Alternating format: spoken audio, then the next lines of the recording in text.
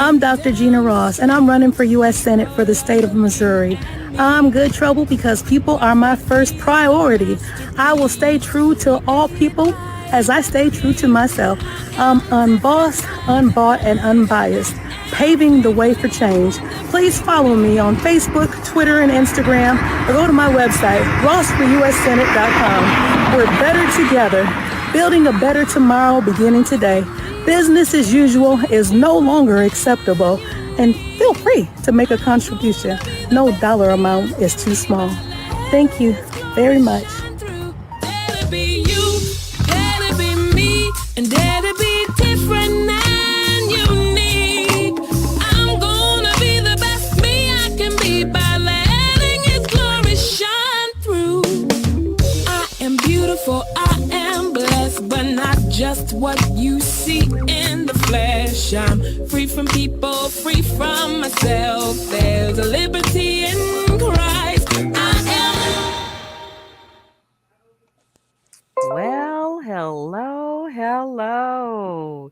Hey, everybody. Welcome. And welcome to all of those voters, for the Missouri primary that's going to be coming up on August the 2nd. Thanks for joining the Ross for U.S. Senate 2022 campaign as we present Democracy Matters. Now, this is a candid conversation with Dr. Gena Ross and Superintendent Prince E.W. Bryant II. Welcome, guys. Hey. Hello. How is everybody today? Hello. Thank you Hmm? so very much for the invitation. It's such a joy to be here with candidate Ross, and certainly she has our full support, and we're certainly godly proud of her offering herself to serve in the life of our country, in the life of her community, and so we're here to have the candid conversation. All Uh, right. we Yeah. best promote and help her realize this dream of service. Amen. Well, come on. Where am I? I'm always in church. It's Jesus in the morning, Jesus in the noonday, and Jesus when the sun go down. Blessings to you, Dr. Anthony Clark. Thanks for your shout out. And that is a supporter of Dr. Ross as well. He's just a great guy on fire for the Lord too. Now, we're here and we're going to be talking about democracy. And why it matters. Hmm? Why it matters. Come on, jump in, y'all. Doc, you want to get us started? Because I can go. I'll leave it to the guests. Go ahead, Superintendent. All Yeah, right. I think democracy matters. I think that democracy matters. I think representation matters. I think as we are all celebrating the confirmation of KBJ Judge Jackson to the U.S. Supreme Court, she becomes the third African American ever to serve on the highest court in the land. And just here recently, we've had the first ever African American vice president to ever serve in the history of our country. And these two persons just happen to be African American women. But it's noteworthy that one is third ever, one is first ever, and both are first ever black women. And so this is the year of the black woman. This is the season for this kind of, I think it's been coined colloquially as Black Girl Magic. And this is the season for that. So we're excited about that. There have been less than 15 African Americans ever elected to the U.S. Senate. Less than 15. And so this is no small event to have a black woman running to serve in the upper chamber of the legislature is phenomenal, and we need to have the conversation. We need to have a conversation around democracy. It cannot be democracy if there is no representation. And I'm very concerned about the direction of our nation. I'm very concerned in issues, not just religious freedoms, uh, that's tied to our ability to express uh, by right of Constitution our God and our religion, um, and not just connected to the LGBT agenda and advancement. Um, but I'm concerned about issues like economic disenfranchisement, economic Mhm. equality. I'm Mhm. concerned that the haves are getting more and the have-nots are getting less. There's a chasm between these two realities. The poor are getting poor. I'm concerned about that. I'm concerned about education. Mhm. That there is a fundamental difference in the education that one child is receiving in Random Town, USA, versus the education that another child, primarily a minority, poverty children, the gaps are widening. Crime in our neighborhoods. Uh, just recently, one of our premier pastors in the Church of God in Christ headlines there in Chicago, the Freedom Temple Church of God in Christ. Easily a top 15, top 20 facility in the life of our church. His brother was gunned down this week in a senseless violence. And so crime is plaguing our community. I'm concerned with the decriminalization of marijuana while Mhm. there's still black and brown men and women serving crimes for Mhm. marijuana. So there's a lot of issues at play, and I think when you talk about democracy, we know it textbook and denotatively that democracy is government for people by people. Uh, but what does that look like in application? And what does democracy? It looks like representation. It looks Mhm. like uh, people that look like me should represent me. All right. We have a big shout out from Mother Gloria Ross. She is That's my watching. mom. Evangelist Gloria Ross. I tell you, a woman of God, Is fireball she for related to our Jesus. candidate? I believe so. I That's believe my so. mom. Yeah. Yes. Thanks for supporting. Jamie Johnson. Jamie, we spoke with her last a couple of weeks ago, and she gave a wonderful presentation. She says, "Good evening, Dr. Ross, Superintendent Ross. Let's see, that would be Superintendent Brian. Bryant and Ms. Moles. Great topic tonight, and it's even better because." Sister Jamie, I know that you jump in, you have a lot to say. You are also one that has a voice for the people in the communities that you support and that you engage in. And we love you. We love to Oh hear what you yes, have to I say. remember she offered herself for the school board. We have a lot Hmm. of civic-minded and civic conscientious personalities Hmm. emerging in the life of the church. I think that's a Hmm. wonderful thing. Most definitely. I believe so too. And that you said something that was very, I mean, it's a no-brainer and thought, easily understood if people would just accept it. But it says you said that there's no democracy without representation. No democracy without representation. And, that right there is really all about what we're dealing with, in that the lack of representation of African American women in particular. They've had other European American senators that have been a part of the U.S. Senate in Washington, D.C., but no, there's only been three. Well, only two, and I'm already giving you I'm giving you your kudos. You're headed there, my sis. But you've had the one, and then of course Kamala Harris, but she's vice president now, and then there's no one else, right? So, Right. the fact that where has the representation been for the community, the African American community? the African American female in particular that does have to deal with what you're talking about, the incarceration of loved ones unjustly, the education system that has not uh, been a support to the children in the minority communities and the poor communities.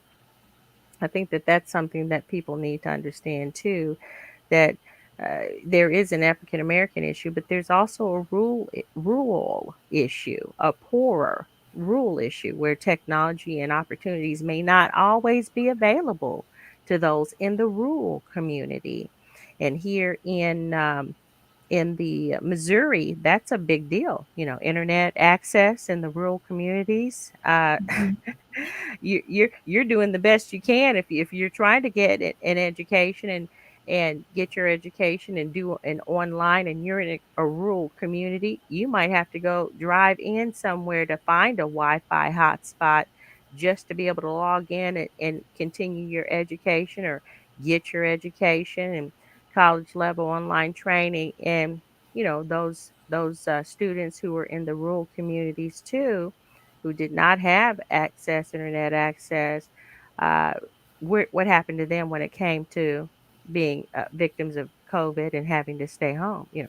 Schools Yeah, are closed. that's one of the reasons why we're here. I think that Dr. Ross, as the junior senator of Missouri, could offer a lot of infrastructure that would create the necessary uh, optics and optic lines and fiber optic lines and the satellites, etc., to bring the 21st century into rural Missouri, Hmm. uh, uh, helping to divert funds. I know Missouri is a huge agricultural industry, but this is 2022. And Hmm. so some of those monies that's earmarked for agriculture for Missouri has to be repurposed and rebudgeted for technology gaps and technology deserts that exist in Missouri. And so that's why it's important when you're choosing representation that you choose people that understand the needs of that state. Hmm. Each senator is responsible for the entire state. Of course, you know there's two senators per state. Each senator represents the entire state. And you have to choose people that understands the state, that knows the state, and that can uh, articulate the issues. That's position one. You have Hmm. to be able to articulate the issues in such a way that you can garner relationships and resources to maneuver to solve and create have solutions for those problems. And Hmm. so representation matters. I think one of the strengths of the majority race in America is suppressing representation so that they can maintain the stranglehold on the resources. Uh, when you look at things like the Electoral College, these are Okay. stopgap measures. These are loopholes. These are cheat codes to allow the majority race to maintain power. And so, though the country is diversifying, uh, I think in the next census, I think that the scientists are projecting that white people will be in the minority. Hmm. That's the real conversation around uh, border control and immigration. These are, it's not about the border. It's not about immigration. It's about how does the majority race maintain their white fingerprints on this country. And if we continue to allow Hispanics, Mexicans, and Caribbeans to come into the country, you're diluting their majority strength.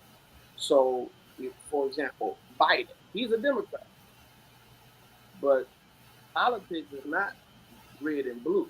That's right. That's That's right. very true. It's white and black.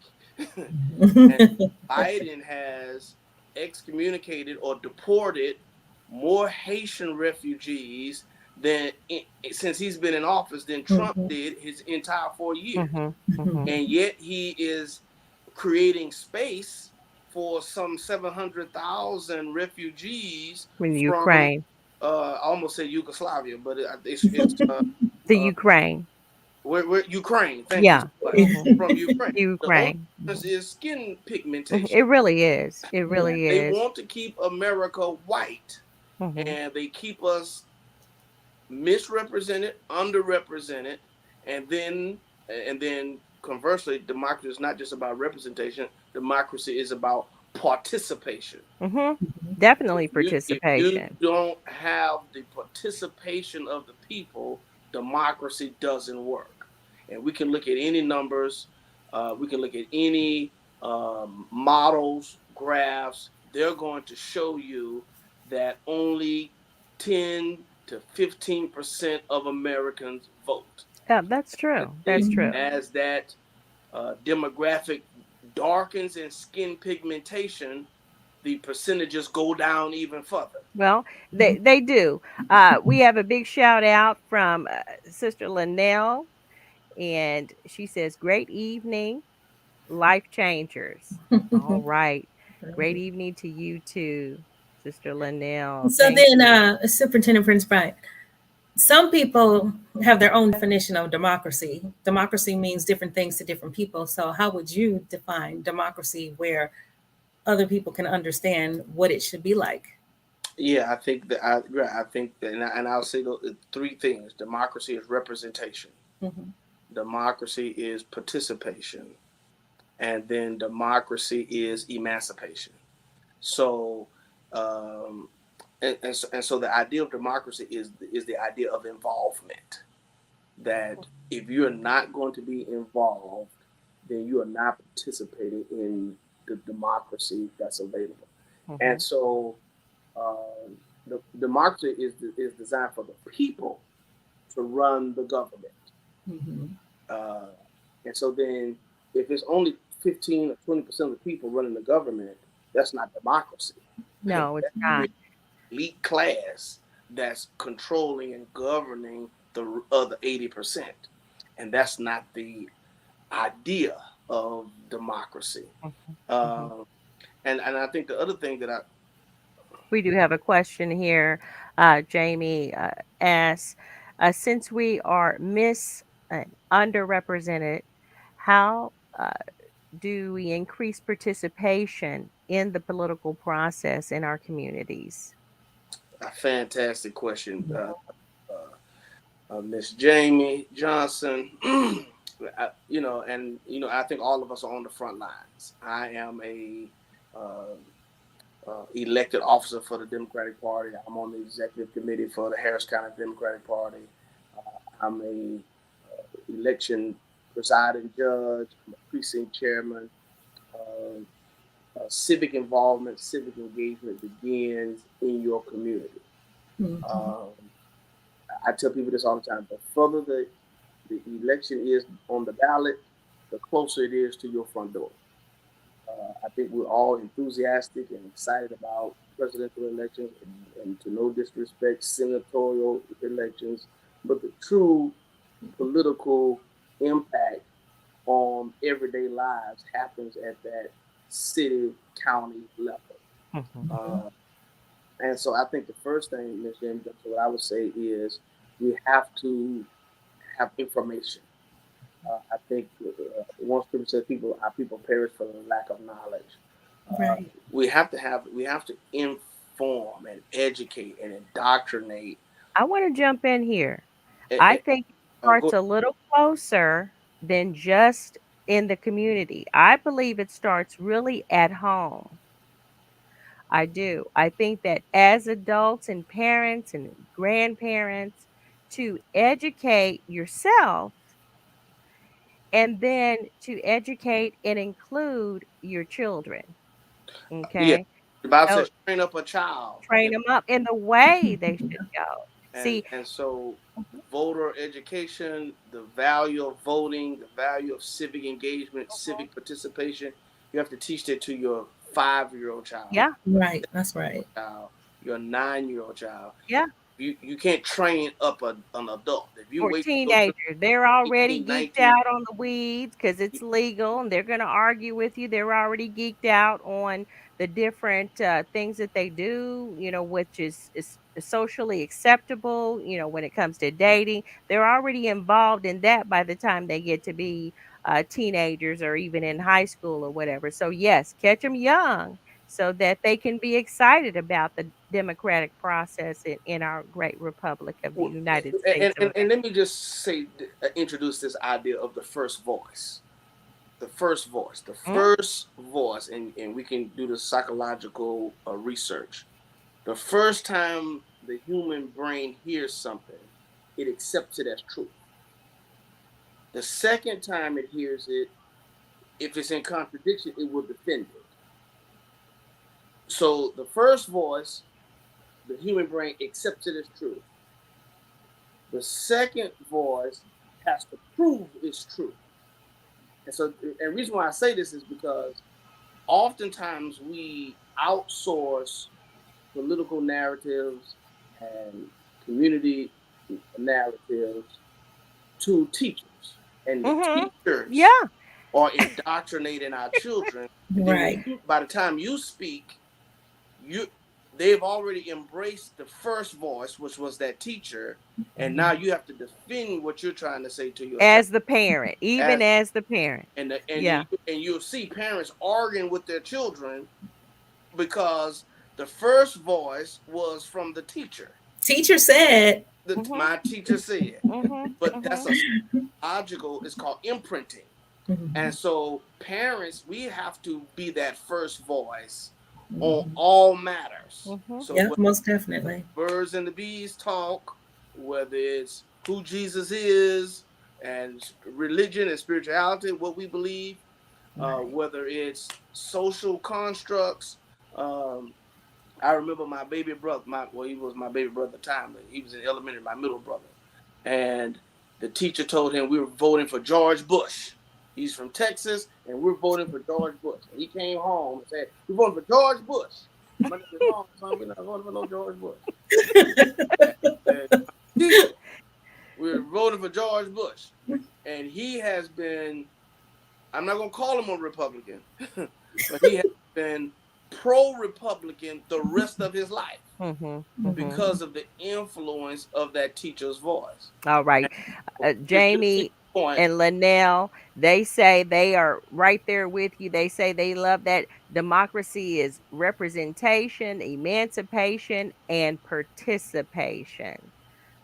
Yes. And Terrence Lee Sr. says, right. Hey. Terrence Lee Sr. also has a question here. So, what do you do when your party have so far away or so far away from your views? So if your party wow, thinks great question. way on the other side of what you think, Doc, I'm once he gets through with this, I want to hear from you because I'm we should have. soaking it in. I'm listening. This is my teachable Okay. No, I'm moment. just saying because this right here is something that we run on. Go ahead. Go ahead. Well, I think it's important to be able to identify the role of government in our communities and in our world. The government, elected leaders, elected politicians are not designed to legislate morality. Mm-hmm. So the church, the preacher, the pastor, the apostle, and I could go through the entire fivefold ministry. We are the representation of God. We are responsible for setting the morality of the land. That's right. And anytime you see prophets in the Bible, the role of the prophet in the Bible was not prophecy. The role of the prophet in the text was around uh, pointing his finger at kings and heads of nations, demanding levels of morality and holiness. Mm-hmm. So whether it Okay. was King Nebuchadnezzar and the three Hebrew boys, whether it was Isaiah and King Uzziah, whether it was Elijah and King Ahab, the role of the prophet is to speak truth to the nations, speak truth to the leader of nations. It's not the leader of nations' job to govern according to the Morality. Bible. Mm-hmm. That's the Mm-hmm. role of the prophet Mm-hmm. to maintain a level of holiness and righteousness in the land. And so we don't look to political leaders to legislate morality in the world. No, that's our job. Mm-hmm. We choose political leaders to help in the areas where the church does not have a voice, and that's in economic circles, that's in educational circles. Those are the spaces that we say, hey, government, this is where we need you to take the lead. And so Mm-hmm. when we're choosing leaders, elected representations, we're not, as believers, we're not outsourcing our responsibility to lead the world in righteousness and advance the Mm-hmm. kingdom of God. We don't outsource that to politics. That's our responsibility. Right. And so, but what we do hold them accountable for is their views on gun control, their views on uh, uh, education, fairness and equity and equality, their views on social constructs, as around. I think there's one graph I saw that for every $1 a white man earns, Asian man earns I think $1.10.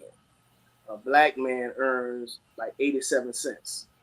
The white woman earns about 75 cents. The black woman earns about 65 cents. For every $1 that a white man earns, the black woman earns 65 cents. And so those are the things that we're looking for our elected representations to tackle.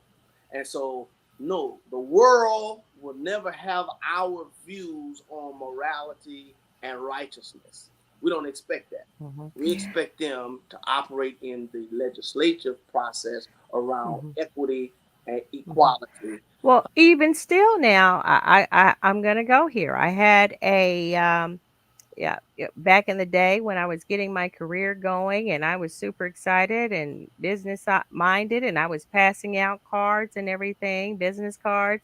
And someone from another country asked me why would I expect someone who doesn't look like me to speak up for me?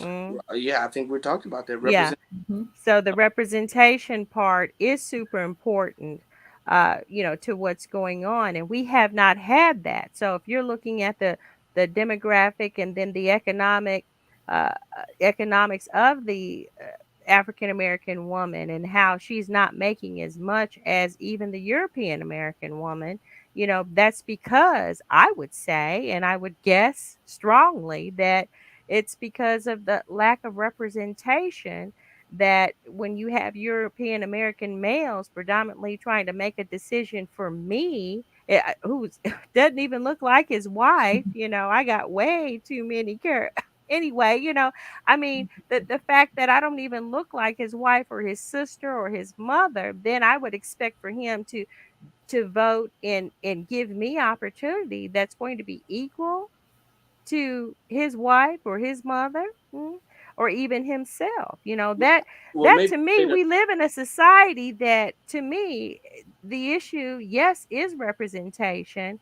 But then we also look to each other to say, okay, put me in this position. If I'm going to be the scapegoat, that we preached on that yesterday, if I'm going to be the scapegoat, to say, okay, I'm going to stick my neck out here and I'm going to go speak for us. Okay. And then I can't get my own to vote for me or support me or give me the $10 or whatever. They rather give it to a different candidate or to a company, make down, get something to eat rather than give it to me so that I can at least try to get to a point to where I can speak for all people, Well, one being. thing that I know from this is that if people can't control you, then they're not going to give. They want to see what you're going to do. Mhm, And mhm, I, as myself, I only can be me, and I'm not going to let no one control me or tell me what I can do when mhm, I know how to represent the best way I mhm, know how. Just like when I ran for Congress, I was told that if I didn't delete my YouTube channel with our church videos, that the major donors weren't going to give. And I said, Well, well, just don't give then, because I'm not going to delete my videos. I'm not going to denounce and who I here I am or what come. I believe Here I in come. because You don't you have to want to delete your control me. That's just videos. not going to happen. You're right. I'm I here I believe what I come. believe. You believe what you believe all And day long, but there, you're not going to shut my mouth up. If that's I right. say God is the head of my life, that's exactly what I mean. I'm not going to let no one silence me. So those of us, and we're going back to Terrence's question here as far as the views. What do we do when your parties are so far away from the views? Well, here's a person here, Dr. Gena, who has the same views or close, right? So now I would suggest that we support the candidate, right? Support the candidate and make sure we put them in a position to where they can do their job to speak for all people. This candidate can speak for people on the level of being female, single, working professional, living in a rural area. This candidate can speak for all people, and then too being the African American female. See, so here is the opportunity, I would say, Brother Terrence and family, that's it. Let's support candidates that will come in, because that's what they do. European Americans and males or whatever, they're going to make sure they're going to back that candidate up, pack him up. What's his name? The other senator here, Holly, already has his 14 million. Okay, so let's talk about support. And I think that my friend Jamie Johnson talked about how do we maximize participation. And so I think a part of the problem is there's a lot of illiteracy in the African American community. And when I say illiteracy, financial illiteracy, political illiteracy, um, in the African American community, we think that voting, if I give you my vote, I've done you a favor. But that's not really how the political ecosystem works. Yeah. The political ecosystem is governed by the dollar. And so I ran for city council here in Houston, and I got major donations from companies and corporations. And I was trying to get my people, just like Dr. Ross is, to vote for me. And they said, oh, yeah, I got you. Well, what people don't understand is if a candidate wins an office and some entity, whether it's the NAACP or whether it's the LGBT or whether it's the NRA, if that entity donates $50,000 to that candidate, that empowers that candidate to buy signs, flyers, Yes, do commercials, Right. and hire staff, and hire databases so they can do the text database and the is huge. robocalls. Then when that candidate gets in office, they're not beholden to the people who voted for them. They're beholden to the people who financially supported them. And so the real reason why the African American community is not able to capitalize on our voting prowess is because we don't know how to leverage resources to our candidates. And so when someone gets in office, yeah, we voted for them, but we didn't give them a dime. We didn't give them a nickel.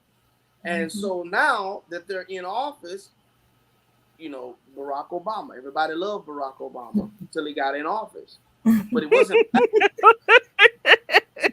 True. Was rejoicing. And Big Mama then was cooking pots of greens and we got us a black president. And then when he got in office, he wasn't doing nothing for black people. Everybody was confused. How can you be a black president and not be pushing black issues, black initiatives? Well, it wasn't the black dollar that got him in office. It was the gay dollar that got him in office. And when the gay dollar paid him, then when he got in office, his agenda shifted to the LGBT agenda because he had to reward the people who funded his campaign. And so I'm not saying that Dr. Ross is a sellout. What I am trying to communicate is that if we want a leader, and this goes for the Missouri Senate race, and goes for Senate races across the country, and all races across the country, if we want leaders that are able to withstand big business and big tobacco and NRA, then we as citizens, we have to give that money. You got to do more than just go in that booth and vote. You got to say, here's $100 and put it on a auto pay, and every month you send in $100, and you and you and you, and then when you have campaigns that's funded by the people, then you empower that representative to serve the people and not special interests. That's and it. So Amen. I say that yes, we're supporting Dr. Gena Ross, but we have to do it not just with a vote in Missouri. We have to also do it with our resources so that she can have a campaign staff and a campaign presentation that's comparable to her opponents. Right. All right. Now, we have some shout outs. Sister Linnell, parents should be the first voice on all topics. She agrees. Sister Jamie, she says, come on, Superintendent Bryant, teach us. Um, Brother Terrence Lee Sr., there's a question here. Why does the church support a party that supports uh, supports values that does not support the church values, A like great, same-sex great marriage? question. And this is a reiteration of something that was asked earlier. Let's be clear. Jesus talked more about poverty and the disenfranchised more than he talked about murder. Jesus talked more about the downtrodden and the poor in heart and the poor in spirit. He talked more about those who were social outcasted and those who were being neglected and rejected by their governments. That was the primary message of Christ. Widows, orphans, these marginalized communities that were not getting resources to have a sustainable lifestyle. That's what the crux of the ministry of Christ. And so as a church, we have to be careful that we're not emotionalized by and sensationalized by hot topic buttons. Very true. Here's the truth. There's no elected official that has anything to do with abortion. Abortions are determined by judges at the federal level and at the Supreme Court level. You can't vote for those people. So this idea that I'm voting for politicians that are against abortion, they have no voice in whether abortion is legal or illegal in America. It's a stunt. It's designed to confuse the electorate.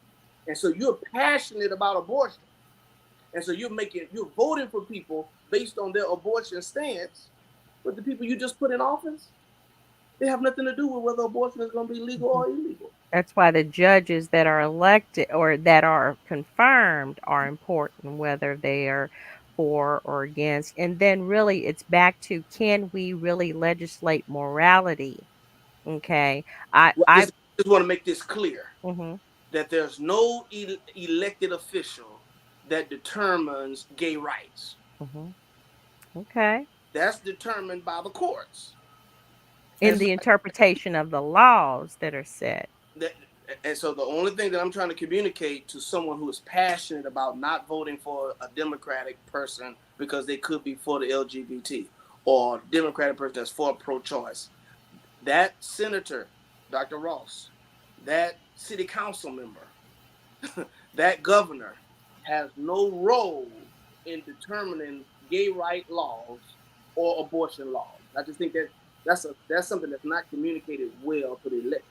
And so we're voting emotionally, but we're not voting intellectually and intelligently. Just because you vote for someone that feels a certain kind of way, they have no power in office to execute that. Well, the bills come down too. You Well, and know. I could run on any Hmm. ticket Hmm. because my values are the same regardless. Hmm. It's Hmm. people representation for all people. Hmm. But Hmm. again, Equality. and I know this may be a difficult pill to swallow, but I just want to reinforce it. I wish I could type it on the screen. That no governor has anything to do with abortion. No, it's The but the governor, that's bills not that are the role of the governor. passed, let's just know, because there's a life at conception bill that was drawn up by those that have been voted in, like the senators or the congressmen. Yeah, They right. They put right. that bill in saying, okay, when does life start? When does it start? So once you get there, then they're saying the likelihood that a representative would actually come up with legislation that would be for or against a particular subject. So it's usually that Democrats are those that vote in favor of pro-abortion, in favor of same-sex marriage, LGBTQ rights, all of that. Okay, and that they would write legislation or vote in favor of legislation that So would be so let's go to passed. civic class for a moment. Hmm. So a legislature in Hmm. any state can pass any law. They That can't, the whole legislate on the vote based on what the state does. So, but but there's a right, bill that's but introduced. it's the judge Hmm. is but okay. So then I and so they pass a law. Hmm. Then that law has to be challenged against the Constitution, Hmm. Yes. and then it is ruled on in court whether it is constitutional or Hmm. non-constitutional. That's true. Okay. And so the Supreme Court has held Roe versus Wade as a constitutional right for women to have an abortion. Now that's what the Hmm. Supreme Court says. Hmm. Now any legislature can pass any law, Hmm. but when it gets to the Supreme Court, Hmm. it's going to be overturned or thrown out as unconstitutional. Okay, and that to have that level of understanding and how the laws work, and then the concerns of people who usually vote or who usually introduce bills based on a certain Democrat or Republican stance, whether you're conservative or liberal or whatever the case is, just to kind of get a clear understanding of that, so that yes, people, I'm not afraid to talk about any subject, Absolutely. so that we can definitely get it out and have people understand, how does this work? So is this a legitimate concern? You know, and I think that what Dr. Ross, being that's my candidate, and I know that she is one that is for all people, in that there are other solutions uh, to the you don't want to discriminate against anyone. That's the number one when it comes to LGBTQ. That discrimination, you want to treat all human beings fairly, right? You don't want to discriminate based on that. And then two, other laws or opportunities for people to maybe improve the right for adoption, right? The other alternatives to abortion or whatever, to have a voice to speak, to provide alternatives Yeah, to but that type. and here's a failure of communication inside the black church, Hmm. because we have emotionalized and compartmentalized issues that are that have created buzzwords and galvanized votes, but you're really voting against yourself. And again, Right. if we vote for Dr. Ross, even Hmm. if she's a Democrat, and she gets Right. to the Senate, she will there'll be no abortion legislation that she can participate in. Hmm. And I think this is critical for comprehension. Okay. And so you have senators running on abortion. I'm for abortion. I'm against abortion. That will never be an issue that they have to deal with as a U.S. senator or U.S. congressman. You have governors and city council members running on abortion, Mm-hmm. and that's nothing that a city council member or Does. mayor Mm-hmm. or governor will ever deal with. And so when we're talking about democracy, and Mm-hmm. we're talking about representation, and we're talking about participation, it requires a certain level of comprehension so that you can operate with a certain knowledge base. And so when you look at the economic profile, again, when we look at the ministry of Christ, the ministry of Christ was centered on economic equity.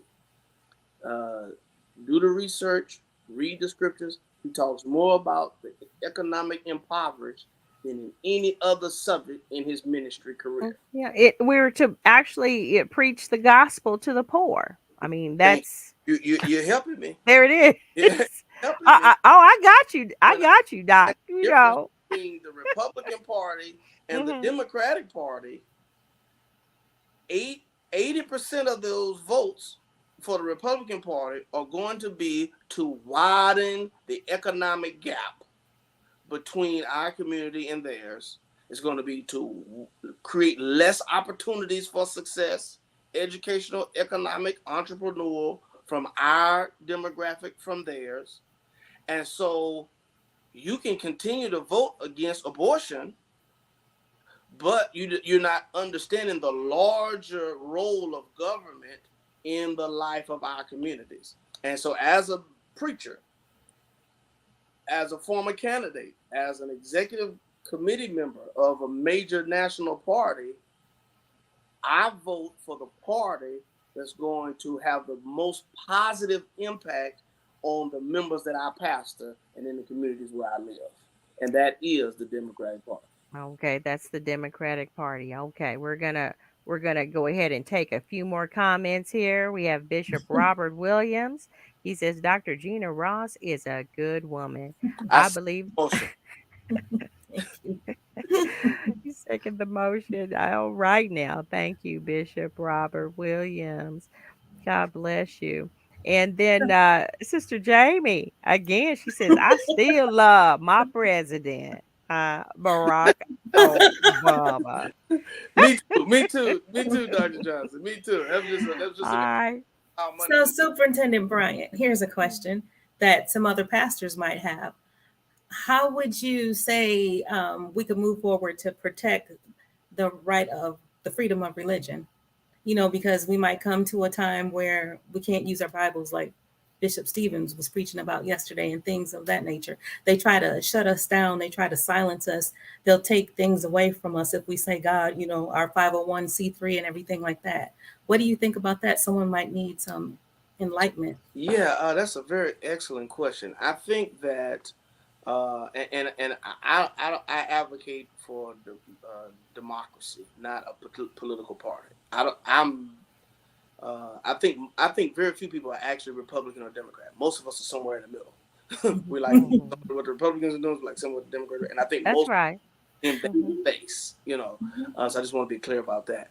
Um, but I think as relates to religious freedoms, um, again, that's a level of information and research that has to be done on candidates. Most candidates win, I hate to say this, on popularity and name recognition. But the truth is, you need to know people's history. That's one of the things that I did like about the Senate confirmation hearings. That even though the Republicans disproportionately targeted 4% of her cases around Hmm. that subject matter, Yeah. it still was an opportunity to look at a person's record to determine how they would serve. And I think that's really a lesson for all of us, that we would take the time to look at people's Hmm. record, see how they're going to serve. Of course, and to put a little commercial here, Dr. Ross has a record of service, and that's why we're here supporting her. But more specific in particular around religious freedoms, Um, we have to operate in constitutionality. A lot of the things that the government does is actually taking away freedoms of the church. For example, 501c3. 501c3 is an agreement between you and the government that we will give you money and give you resources as long as you don't get in our business. Mm-hmm. So we paying you to shut up. And so people just fill out these 501c3s and they get this government money coming in and these grants coming in, not realizing that that's a contract with the government to be quiet, which is the opposite role of the church. The church Mm-hmm. role is Cry loud. Right. cry Mm-hmm. loud and spare not. I talked about the Mm-hmm. role of the prophet in the beginning of the telecast. That the role of the prophet is to pronounce judgment on unholy and unrighteous kings and leaders. And Mm-hmm. so there's a lot of traps that muzzle and stifle this church actual assignment in the earth. When you look at churches like the Catholics, Catholic churches are on sovereign land. Mm-hmm. That's why you used to watch those old Western movies. The person run into the church, the police couldn't come in there because that's not Their territory. Mm-hmm. that's sovereign land that they are in the freedom of religion is being free of any governmental restrictions. And so most of our black preachers and black churches need to take a page out of the Catholic book. We should not be doing 501c3s. We should not be doing nonprofit statuses. All of these are contracts with the government to stifle our voices. We should be creating sovereign domains around our local churches that this is not even American soil. When you step on this land, It's holy Holy ground. ground. this is God's property. That's right. And this is self-governed and this is self-contained. And so there's a lot of religious, there's really need to be a deep dive from heads of denominations to really take a real look at what does religious freedom look like in 2022. And the purest answer is complete separation of church and state. Mm-hmm. Someone might not understand that. So can you elaborate? Yeah, so the separation of church and state is this kind of institutional pillar for religious freedom, that the church will have no influence. That the state would have no influence on the church and how one expresses their relationship with God and carries out their relationship with God. And then vice versa, that the church would not have any role in trying to influence the state. And so a lot of people want to think that America is a Christian nation, but the essence of being the separation of church and state means that the church is over here and the state is over here. There is a separation, and then the two are not to intermingle and intertwine. And so the state is supposed to have no influence on our religious practice, and but most of us sell that for the dollar. Mm-hmm. I hope. Well, and I can definitely understand where you're coming from in that, and I think that even the education of folks when it comes to donations, they're not going to donate to a facility institution that's not 501c3, so say for a tax write-off, right? So that at the end of the year, if you do donate, then you can take that and then claim it on your taxes that was part of a donation. Now, just as an FYI, guys, that's not working these past few years. They don't care what you donated. They still want their money. Okay, they still want their money. So it used to Yeah, but save me back gifts. in the day. I used to get. I'm like, ooh, them times. Yes, it used to save me from having to pay so much, but now it doesn't. It doesn't even Well, matter you anymore. just too blessed. It Well, still does bring charitable donations and mm-hmm, in-kind gifts still bring down your taxable Some, income. yeah, some The maybe. margins do change based on administration and IRS Mm-hmm. code, but Mm-hmm. it does bring down your taxable income. But once you get to six figures and seven figures like you, Dr. Ann, it's not going to make a lot of difference. For for but run me my Y'all state, better still I call can me. get I still my need some tax. customers and clients to get to where that brother's talking about now. Y'all call me. Y'all just, hey, I'm gonna put my number, my website in this chat. No. But but the truth, and that is why people, they do advertise, they want people to say, okay, well, here we have even the government is monitoring what it is that we've done with these I guess really, I think there's some reporting that happens there, but not Well, to the extent to where. to your point about giving to political campaign. I remember I was working at the post office, Mhm. and there was this Caucasian gentleman, Mhm. and he was poor. He had poor hygiene. He wore the Mhm. same clothes every Mhm. day. He Mhm. was kind of like a nomad type guy. Mhm. Um, very little people skills. Just kind of person that that you really didn't deal with. He just kind of a loner Mhm. in the postal system. And every year, this guy, I'm telling my age now, but he was given $10,000 to Bill Clinton's presidential campaign. Mhm. He was giving $15,000 to Mhm. President Bill Clinton's Mhm. campaign, and he looked. I mean, you wouldn't have thought he had a jar or Mhm. pot or window. Like he didn't look like he had any means. Of course, he did because he's at the post office. Mhm. But and as I begin to think about that through the years, there's something that's being communicated to the majority race that's not being communicated to the minority races. And they understand the value of politics, uh, the election cycles.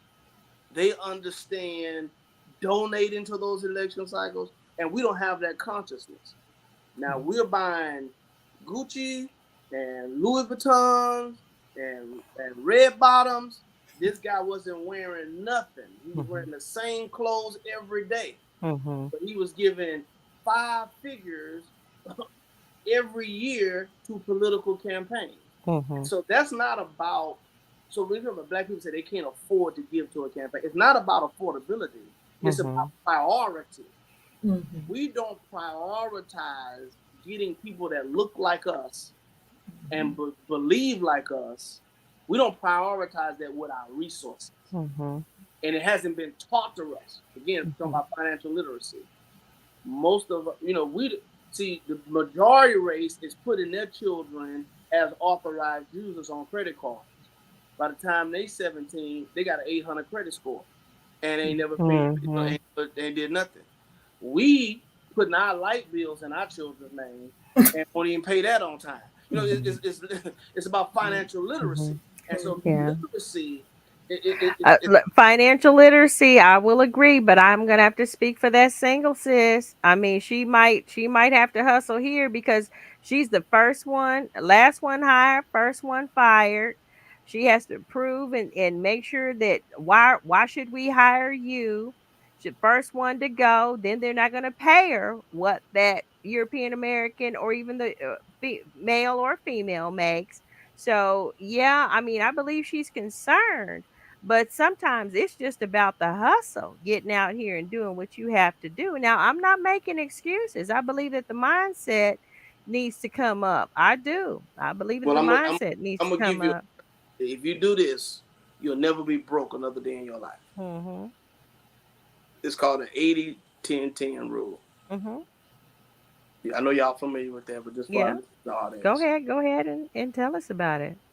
live on 80%, tithe 10%, Mhm. save 10%. Mhm. Pay God 10%, pay yourself 10%, live on 80. If you Mhm. live on 80% of your income, Yeah. you'll never be broke. When you talk about financial literacy, Mhm. some of our poverty is self-imposed. Mm-hmm. I because agree. we're trying to live beyond our means. Beyond the means. Yeah. Mm-hmm. Your rent or your mortgage should only be a 30% of your Mm-hmm. income. That's right. Mm-hmm. Mm-hmm. Now, so I don't care how much you make.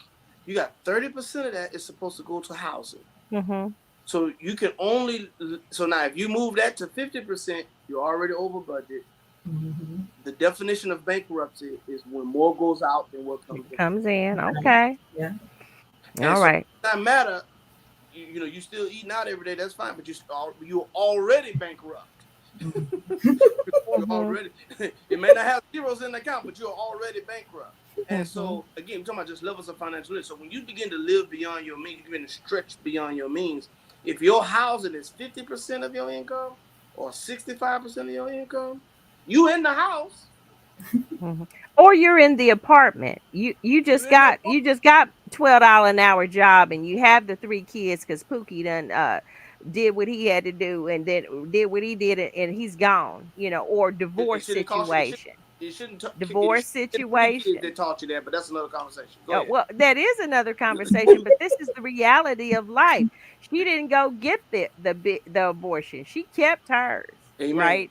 And Amen. and here she is. She's struggling to get through, and I know we all make excuses, but I do want to be that voice to say that the Jesus said that the poor you'll have with you always. That does not mean that we should not show compassion.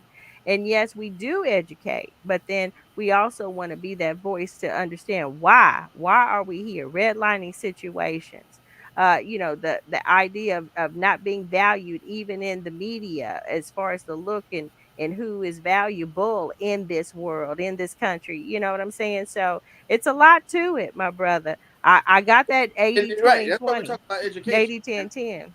Yeah, I think that's why we're talking about education. Mm-hmm. Because for example, transportation should be no more than 10 to 12% of your income. Well, that Period. gas, if she's got to get to it, she making the 12 or Yeah, but 15 in that hoopty. yeah, but you go get the Mercedes. That's I don't know if they got it on the lot down there. I'm not really trying to be get on. funny. If they let me have it with that interest rate, Oh, I need to get to work. I got to go get thank you, God. mine, huh? Yeah, but And okay, it may I be get it. lawful. It's not always, Lawful, brother Prince. It's but it's not expedient. superintendent. It may be lawful. You may can legally purchase You it, might can do it. Yeah. but it's not Well, expedient. they They're even gonna give have you a that. They 24% interest Yeah. rate. Yeah. They They're gonna already have that sewn up. They know how many times they're going to sell that car in the community, in the black community. That car absolutely. gets sold at least 5 times. Well, So, but they this is don't what care nothing this is about it. what And the because majority they rate. know that people can't afford, they know they're going to repossess houses. They don't care that you come out here, even though it's red line. They know that you're going to lose your job. And so, so you're not going to be able to make that mortgage. So you got one mortgage to miss and you out of there. They know that. So So then it's my job to help find resources to keep you in your house. come on, help find resources, set laws, and set I up would rather opportunities for you people to do create better. financial literacy programs and financial workshops Most definitely. because that Range Hmm. Rover that the majority race they buy from the showroom floor. It's got a warranty on it. They pay no maintenance on it, free oil changes, and they drive that car to 65, 70,000 miles. And then Pookie come get it. Ray come get it at 70,000 miles. It done lost all its value, and now all of the big mechanical issues now come due. Hmm. So he got to pay the big down payment, the high interest rate, and he got to pay $5,000 or $10,000 because the transmission is going out. $5,000 or $10,000 because the AC done went out. So he Hmm. got all the big ticket repair bills, high interest rate, and he put a big down payment on it. Hey, this and now and we ain't even talking about insurance yet. Hmm. You're over budget. Hmm. You can't afford that car. But here's the problem, and I'm way off task now, but I'm having a good time. It's Here's the problem. okay. The white girl, when the white boy pulls up in a Honda Civic, she says, Ooh, hey, Toby. Hey, Tommy, how you doing, Tommy? Cause she wants to ride in a Honda Civic. But if Leroy pull up in a Honda Civic, LaShonda gonna say, "You got a Honda Civic?" We don't have no respect for the black man that pull up in a Honda, a Toyota Sonata. No, what is this you got? He ain't got no swag. He broke. Okay, well, that's to me self hate. That's misdirected value. That he's not valuable because he's driving a Honda Civic. Education. We get it. But All there's right. a Just whole a second. lot of things going on when it comes to But why listen, we're where we're voting we for Gena are is the Ross, point. and we're donating to Gena Ross because she's gonna solve all of this. You better believe it. You better believe it. Here we Most go. definitely. Uh, Thank you so much for your comments, Terrence Lee, Senior. They just have really participated. We appreciate them. Jamie Johnson, vote for the party that will have the most positive impact on this community you live, or the community where you live and work and serve. Thank you for that. And I Excellent, think excellent. our last comment from Minister Jamie there. I used to vote on name recognition, but started researching all candidates 5 years ago. It makes a And difference. what I've been saying to people is vote for the person that will make you a priority, not an option or an afterthought. Mm-hmm, mm-hmm. She sounded like a politician. Now go ahead. Oh no. Now, Dr. Ross is the first one to tell you she's not a politician. Mm-mm. She's And not a they know that. They even say I'm too churchy, and I don't care. I don't mind. politician. I do not mind. I Mm-hmm. am who I am. Most definitely. What a good time. I do definitely appreciate you, Superintendent Bryant the second. You have definitely blessed us and educated us, and Most kudos to definitely. your positions and what you do as the leader and participation in the civil duties as an American. Showing us that.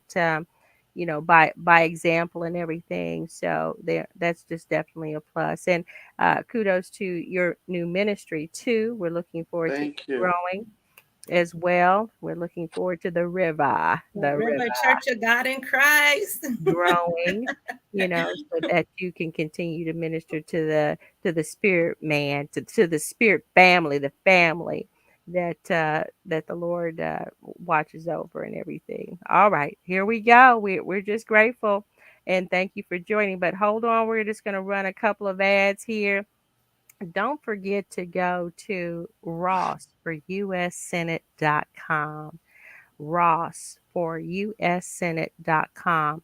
Now, there is a big donate button there that will definitely be a blessing. When you click that button, you are making that decision to say that this is my candidate. I'm going to support them the best I can. And one thing about Dr. Ross, she does mention no donation is too small. We get it. We understand. I get it, sis. I get it, bro.